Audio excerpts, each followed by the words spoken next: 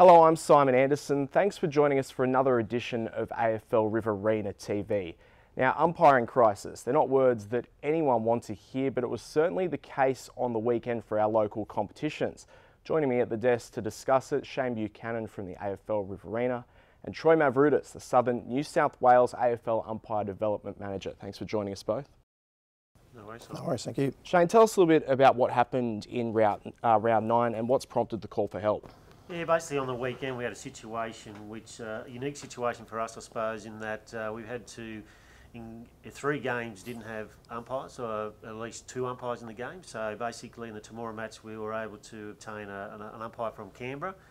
And in regards to the CSU North Wagga and Wagga Tigers match, at one stage on Friday it looked like we're going to have 1 RUA umpire in the match and 2 club umpires actually accommodating them on game day. So that would have, not the ideal situation, but that would have been the bottom line. Luckily, we were able to obtain 2 club umpires from the Hume League, and basically they officiated the CSU North Wagga clash, and the Wagga Tigers and Narrandera clash were able to have 2 RUA umpires. So probably, Simon, just reflects, I suppose, where we're at in regards to umpire numbers, and basically the clubs know about this now. We've got a club umpire program coming up that we need to start addressing the challenges that face us.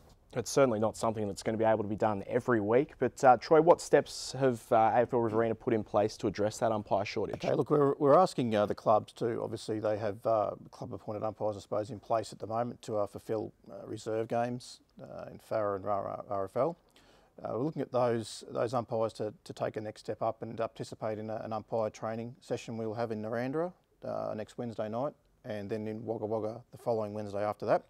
And the training session will basically encompass a fast tracking or upskilling of those club appointed umpires to a level that we'd be satisfied with to be able to, I suppose, umpire as a first grade umpire.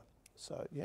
Shane, how important is it for the clubs to sort of get behind something like this? It's really important. In the end, I suppose, if we haven't got umpires, we don't have a game of footy, so that's reality. So it's a stepping stone where we're at. I mean, there's other competitions that do it around here. The Northern Riverina and the Hume League do it to some degree as well. So it's a sad situation we're in at the moment, sort of thing. But we've got measures in place to make sure that we're addressing it, and then going towards the future that we can find independent umpires to officiate all our senior games. Troy, tell us a little bit more about these training sessions. What's the objective of them? Sure, okay. So Wednesday night, for example, at Narrandera, we'll actually address probably 5 or 6 key points. So those key points will be laws and interpretations for 2014. We'll have a discussion and Q&A about that with the umpires. So it'll actually generate some discussion from them, some things they may not be clear about that they want clarified. We'll actually get out on the track and have a bit of a run around and actually run through probably 3 or 4 key drills in terms of positioning, some decision making, and some, I suppose, volatile situations. We can actually work with the umpires to see how they'd actually manage those situations. So some of those key things that I suppose that even an RUA umpire or I suppose an appointed umpire would actually find a challenge too. So those kind of things we can actually work with them. And actually, if there's anything else that comes up from the club point umpires that might want to raise on the night, we'll actually work with them on that as well. But that's basically it. And we'll also run through some accreditation processes in FootyWeb, just to get those umpires, if they're not already registered through FootyWeb, to get on FootyWeb as a national database for registration. And we'll actually might even touch on reporting processes and procedures as well, just to bring them up to speed on that. So basically, sort of, I suppose, the responsibilities and roles that they would have on a game day, we really want to hit on so that we can actually drive those home, and I suppose they're the points that we really need them to work on. So. And Shane, I guess with that sort of thing, those club-appointed umpires can then bring that sort of information back to the clubs. It's sort of providing a link between the umpires and the club. Yeah, it's a training session, and I suppose it's finding guys that are capable of doing it at a higher grade. So in the end, if these guys are going to stick doing reserves and under-17s, we hope they've got better skills and better knowledge of what their responsibilities on game day. So that should hopefully lead to better games being umpired better. So you'd think the standard of the games would be of a higher quality as well, because the umpire standing has increased. And the reality is some of our club umpires doing reserves and under-17s are actually very good umpires and just need probably the confidence or the knowledge to know that, hey, I can probably umpire at a higher standard, and hopefully through these programs we can acknowledge a few of those guys to take the next step.